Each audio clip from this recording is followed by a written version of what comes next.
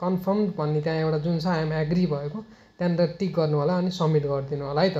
Submit गरेको केही छिनमै तपाईँहरूको यस्तो म्यासेज आउँछ है, सबमिटेड भनेर म्यासेज आउँछ। त्यहाँ माथि तपाईँहरूले पनि देखिसक्नुपर्छ तपाईँहरूको म्यासेजमा नि MRCS income allowance bank details has submitted भनेर म्यासेज पनि आउँछ, जुन त्यो माथि अहिले भर्खर आएको थियो हो त्यो म्यासेज आउँछ। यति गर्नुभयो र सबमिट गरिदिनु होला। नमस्ते everyone, I am mister Navraj Mainali, mister नब्बु।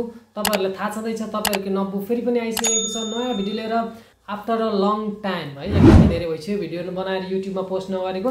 आजकल अलिअलि टिकटकमा हाल्ने गरेको छु, युट्युबमा नहालेको चाहिँ लगभग 1 महिनाभन्दा बेसी नै पनि भइसकेको होला।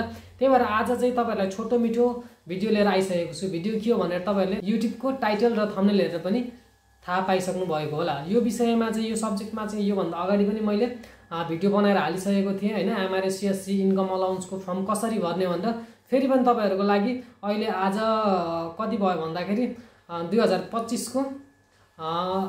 2025 जुनको 19 गते म यो भिडियो बनाउँदैछु। तपाईँहरूले लेटेस्ट नै भिडियो हो होइन। आज यो भिडियो बनाउँदैछु अनि गभर्मेन्टले फेरि पनि कन्टिन्यू गरेको छ होइन हामीलाई सिएससी अलाउन्स दिनको लागि। त्यही भएर पनि अब कतिपय साथीभाइहरूले मलाई टिकटकमा कमेन्ट गर्दै हुनुहुन्थ्यो आजकल त एमआरसिएस अलाउन्सको फर्म आफैले भर्न मिल्दैन, कम्पनीले भरिदिनु पर्ने रहेछ भनेर मलाई कमेन्ट पनि गर्दै हुनुहुन्थ्यो। अब आफैले पनि भर्न मिल्छ, त्यसको लागि केही सही प्रक्रियाहरू तपाईँहरूले पुरा गर्नुपर्ने हुन्छ। योभन्दा अगाडि पनि मैले भिडियो हालेको थिएँ, त्यो भिडियो र यो भिडियो लगभग सेम नै हो है त। भर्ने तरिका उही हो, तर फेरि पनि तपाईँहरूलाई एकचोटि म झकझकाउन आएको। फेरि पनि एकचोटि अब नयाँ जसले हेर्दै हुनुहुन्छ उहाँहरूलाई पुरानो भिडियो नहेर्नु भएकोलाई चाहिँ यो भिडियो हेरेर पनि आफ्नो सिएससी इन्कम अलाउन्सको फर्म भरेर आफ्नो पैसा तपाईँहरूले अलाउन्स मन्थली अलाउन्स तपाईँहरूले लिन सक्नुहुन्छ है त। अनि यो अलाउन्स भनेको चाहिँ तपाईँहरूको रेसिडेन्स नन रेसिडेन्स सबैले पनि लिन पाउँछ। जो चाहिँ इम्प्लोइमेन्ट छ है, जसले काम गरिरहेको छ उनीहरूले चाहिँ यो पैसा पाउन सकिन्छ। भन्दै ढिलो नगरिकन तपाईँहरूलाई म एमआरएको फर्म कसरी फिलअप गर्ने भनेर तपाईँहरूलाई म 1 बाई 1 सिकाउँछु, हेर्नु होला है त। सो गाइज, तपाईँहरूले फर्म भर्नको लागि चाहिँ सुरुमा तपाईँहरू गुगलमा जानुपर्ने हुन्छ। यसरी गुगल क्रोममा जानुहोस् अथवा गुगलमा जानुहोस्। त्यसपछि त्यहाँदेखि तपाईँहरूले सर्च बार देख्न सक्नुहुन्छ। सर्च बारमा चाहिँ तपाईँहरूले सोसियल कन्ट्रिब्युसन सिएससी अलाउन्स भनेर टाइप गर्नु होला है त। सोसियल कन्ट्रिब्युसन सिएससी अलाउन्स भनेर तपाईँहरू टाइप गर्नु होला। टाइप गरेर त्यहाँनिर सर्च गर्न सक्नुहुन्छ। भिडियोमा चाहिँ आवाज यताउता हुनसक्छ, तर यस्तै गरी तपाईँहरूले सोसियल कन्ट्रिब्युसन एमआरसिएस अलाउन्स भनेर टाइप गर्नु होला। त्यसपछि तपाईँहरूले यहाँ अलिकति स्क्रोल गर्नुभयो भने चाहिँ तपाईँले त्यहाँनिर तपाईँले देख्न सक्नुहुन्छ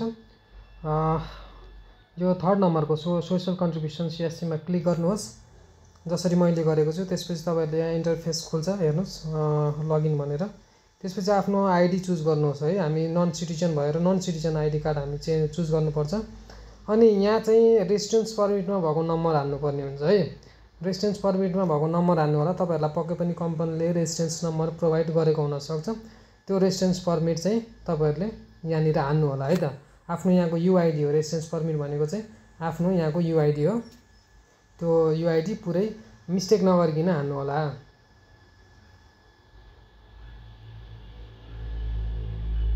त्यसपछि यहाँनिर आफ्नो मोबाइल नम्बर हाल्नु होला है। मर्सिसको मोबाइल नम्बर तपाईँले युज गर्ने मोबाइल नम्बर हाल्नु होला। किनभने यो मोबाइल नम्बरमा चाहिँ तपाईँहरूको लास्टमा चाहिँ ओटिपी कोड आउँछ है। 1 टाइम पासवर्ड चाहिँ यही नम्बरमा आउँछ। अनि यहाँनिर तपाईँहरूको अब हुमन हो कि होइन भनेर कन्फर्म गर्नको लागि सोधेको छ। अब जोडेर तपाईँहरू हाल्न सक्नुहुन्छ जति देखाए पनि। अनि अर्को एउटा इन्टरफेस खुल्छ। त्यति गरिसकेपछि यो तपाईँले हाल्नुभएको नम्बरमा ओटिपी कोड आउँछ है। त्यस्तै गरी ओटिपी कोड आउँछ। आफ्नो ओटिपी कोड यहाँनिर हानेर कन्टिन्यू गर्नु होला। कन्टिन्यू गरेपछि तपाईँहरूलाई यो इन्टरफेस खुल्छ। हेर्नुहोस् यहाँनिर यो फर्म भर्नुपर्ने हुन्छ। आफ्नो ब्याङ्क डिटेल्सहरू यहाँनिर भर्नुपर्ने हुन्छ है। अकाउन्ट नम्बरहरू सबै कुराहरू यहाँ हानेर तपाईँहरूले भर्नुपर्ने हुन्छ। डिटेल्स तपाईँको यहाँको अकाउन्ट नम्बर, नामहरू, रेसिडेन्स पर्मिटहरू सबै माथि भइसक्यो। अनि मुनि यहाँ ब्याङ्क डिटेल्समा चाहिँ तपाईँहरूले आफ्नो ब्याङ्क डिटेल्स हाल्न सक्नुहुन्छ है। चाह्यो भने इमेल पनि तपाईँहरूले हाल्न सक्नुहुन्छ। त्यहाँ इमेल तपाईँले देखिरहनु भयो होला। अहिले इमेल नहाल्दा पनि हुन्छ है। त्यहाँ मुनि ब्याङ्क डिटेल्समा गएर चाहिँ आफ्नो ब्याङ्क सेलेक्ट गर्न सक्नुहुन्छ है। यहाँनिर अकाउन्ट नम्बरमा आफ्नो ब्याङ्कको अकाउन्ट नम्बर हाल्नु होला। राम्रोसँग हेर्नु, तपाईँहरूले बुझ्नुहुन्छ, एकदमै इजी छ है। यहाँनिर एकदम इजी छ। आफ्नो ब्याङ्क नम्बर हाल्नु होला, अकाउन्ट नम्बर हाल्नु होला।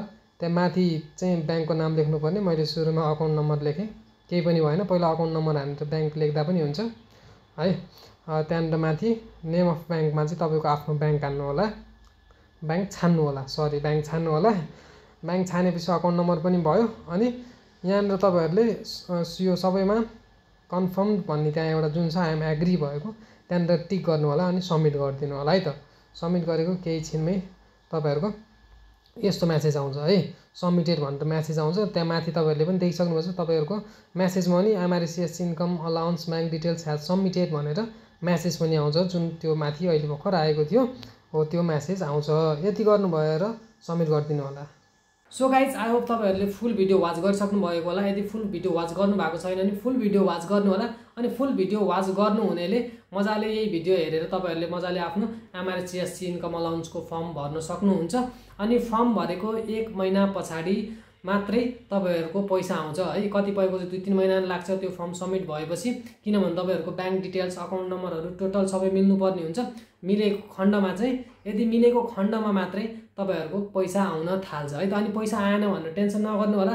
तपाईँको पैसा आउनको लागि 2 महिना 3 महिना 4 महिना पनि लाग्न सक्छ, तर तपाईँहरूको पैसा एकमुष्ट आउँछ।